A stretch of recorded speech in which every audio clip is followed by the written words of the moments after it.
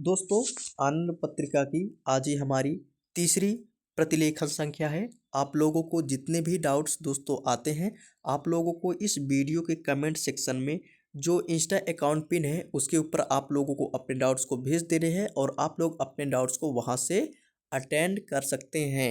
ठीक है दोस्तों, तो चलिए दोस्तों, अब हम लोग अपने इस डिक्टेशन को स्टार्ट करते हैं। डिक्टेशन स्टार्ट होगी 5 सेकेंड बाद।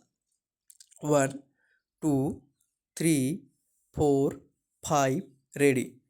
सभापति जी, भारत के अग्रणी मनीषियों ने राष्ट्र के विकास के लिए युवा शक्ति का उपयोग करने के प्रयास किए हैं और इनमें महात्मा गांधी और रविंद्रनाथ टैगोर के नाम उल्लेखनीय हैं।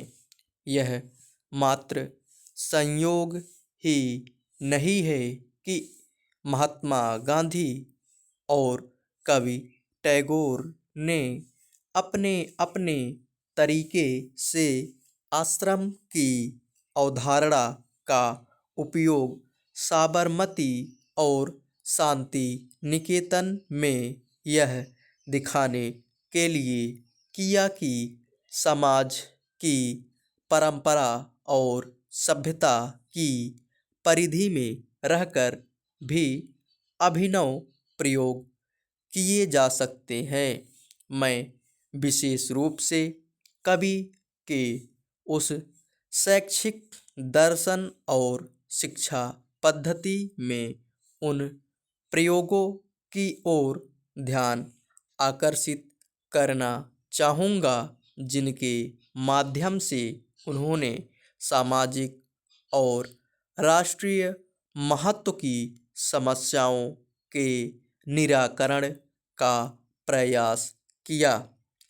आपको याद होगा कि श्री निकेतन में कवि और उनके मित्र ने ग्रामीण नवनिर्माण की उस कार्य योजना को आगे बढ़ाया जिसमें एक साथ अनुसंधान, सामाजिक कार्य, कृषि में नए प्रयोग तथा ऐसे लोगों के प्रशिक्षण की भी व्यवस्था थी कि जो श्री निकेतन से निकलकर ग्रामीण क्षेत्रों में गांवों के विकास को प्रोत्साहन देने जाएंगे।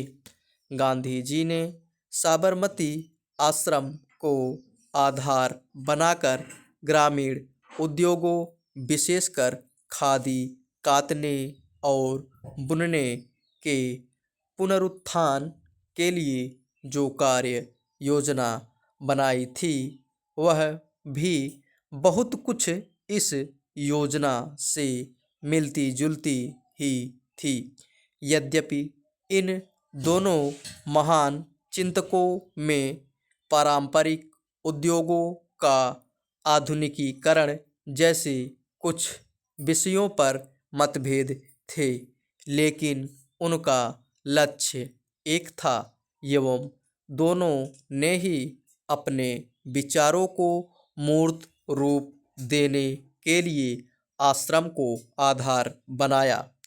मानव संसाधन विकास में युवा पीढ़ी की भूमिका पर समसामयिक अर्थव्यवस्था और समाज की नई मांगों के परिप्रेक्ष्य में विचार करने की आवश्यकता है। संभवतया युवा पीढ़ी की भूमिका पर तथा युवा पीढ़ी को संसार से परिचित कराने वाले शैक्षिक संस्थानों की भूमिका पर पुनर्विचार करते समय हमें रविंद्रनाथ टैगोर के शांति निकेतन में किए गए शैक्षिक प्रयासों के मूल में उनके दर्शन के अध्ययन से बहुत लाभ हो सकता है।